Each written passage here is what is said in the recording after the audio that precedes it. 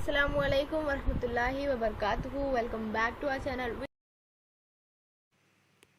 नज़्म नंबर 10 रुबायात, जिसमें नंबर 2 है यास यगाना चंगेज़ी की रुबाई।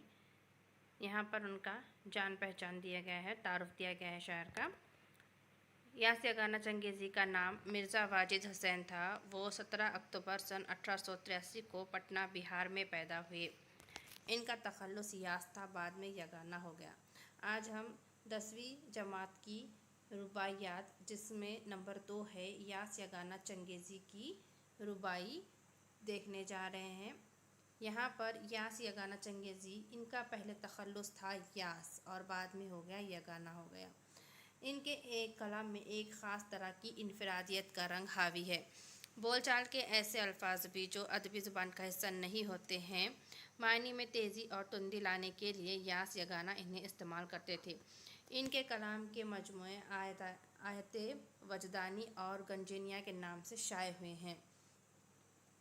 यास यगाना चंगेज़ी का इंतकाल 4 फरवरी सन 1956 को लखनऊ में हुआ। तो देखिए, आज हम जो रुबाई देखने जा रहे हैं वह यास यगाना चंगेज़ी की रुबाई है। इसी के साथ यहाँ उनका तारुफ दिया गया था, अरब।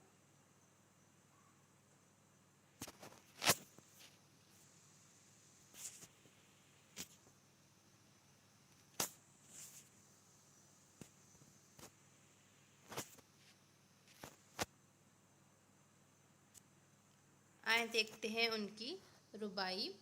मर्दाने खुदा किसके आगे ना झुके, दिल शोले गम से फूक रहा था फूके, ज़्यादा अपना है और इरादा अपना, धारा क्या पत्थरों पहाड़ों से रुके। देखिए, आज हम जो इनकी रुबाई देखने जा रहे हैं, जिसमें मर्दाने खुदा किसी के आगे ना झुके, दिल शोले गम से फूक रहा था फूके, ज़्यादा अपना है और इरादा अपना, धारा क्या पत्थरों पहाड़ों से रुके। देखिए, इस रुबाई में शायर अपने मखसूस तेवर और अंदाज से बयान कर रहा है, अपनी शनाख्त और अपनी इनफरादियत के बारे में कहता है।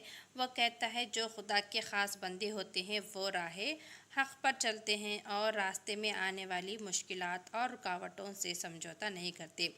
इनके सामने चाहे जो हो जाए वो इन मुश्किलों का डटकर मुकाबला करते हैं। इसी तरह अगरचे इनका दिल शोले गम से झुलस रहा हो, मगर वो इनकी परवाह नहीं होती, ना ही वो अपना रास्ता चलते हुए पीछे हटते हैं।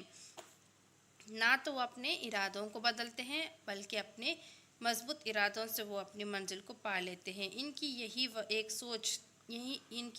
एक सोच होती है कि वो धारा ही क्या जो पत्थरों और पहाड़ों से रुके। अगर वो धारा है तो इसमें इतना जोश होना चाहिए कि वो अपने बहाव से अपने सामने आने वाली हर बड़ी सी बड़ी अड़चन या मुश्किल का सामना करे, डट कर करे, और वो उसमें से रास्ता निकाल कर अपनी मंजिल मकसूद तक पहुंच जाए। इस रुबाई में शायर ने यही कहा है कि अपने अंदाज से वो इसमें अपनी शनाख्त और अपनी इनफरादियत को क़ायम रखते हुए उसके बारे में बताते हैं कि हमें जो अल्लाह के ख़ास बंदे होते हैं वो राह हक़ पर चलते हुए किसी तरह से कतराते नहीं। अपने मंजिल मकसूद को पाने के लिए वो हर रास्ता ढूंढ निकालते हैं। साथ ही वो इसी तरह ये कहते हैं कि वो धारा ही क्या जो पत्थरों और पहाड़ों से रुके। इसीलिए यहाँ पर वो कह रहे हैं कि वो धारा ही क्या जो पत्थरों पहाड़ों से रुके, यानी कि धारा क्या होती है, अगर वो धारा है तो क्या होगा, उसमें इतना जोश व खरोश होगा कि वो अपने बहाव से अपने सामने आने वाली हर एक मुश्किल को अपने हद मुकाबिल, अपने मुकाबिल में आने वाली बड़ी से बड़ी अड़चन को भी वो क्या कर देगी, नेस्तो नाबूद कर देगी, खाक में मिला देगी, और इस तरह से वो अपने आने वाली तमाम मुश्किलात को अपने साथ बहा कर ले जाएगी।